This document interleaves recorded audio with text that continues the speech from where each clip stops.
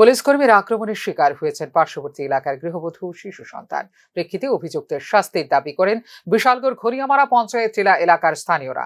Police কর্মী সাবির আহমেদ ওরফে লিটন মজুমদার ও তার পরিবারের আক্রমণে রক্তাক্ত হয়েছেন প্রতিবেশী রোজিনা আক্তার এবং তার পরিবার বলে অভিযোগ করেছেন স্থানীয় এলাকাবাসীরা। খবর পেয়ে ঘটনাস্থলে ছুটে গিয়ে রক্তাক্ত অবস্থায় গৃহবধূ ও তার শিশু সন্তানকে উদ্ধার করে বিশালগড় মহকুমা হাসপাতালে নিয়ে যায় দমকল বাহিনী। বর্তমানে আহত গৃহবধূ রোজিনা আক্তার মৃত্যুর সঙ্গে পাঞ্জা লড়ছেন এবং তার শিশু সন্তানের চিকিৎসা চলছে বলে জানিয়েছে হাসপাতাল কর্তৃপক্ষ। আজকে হে আমার বাড়ির লগে মানে হের কি হয় এটা জানি না, মানে ওই আরেক পাশের মানুষ আইয়েছিল রুজিনা বকেন ওর মধ্যে কাজ করতে আছে, হের ঘরতে বার করে সিরে মাছ দূর করতে আছে।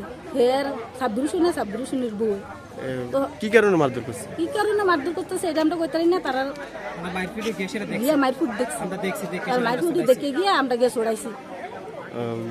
আপনারা জানেন না কি কারণে মারধর করছে? এখন এটা আমরা জানি না কি কারণে তারা সাববিরুষি কি করে? হের একটা আইনের সার্কি করে, ও আইনের সার্কি করে, পুলিশের সার্কি করে।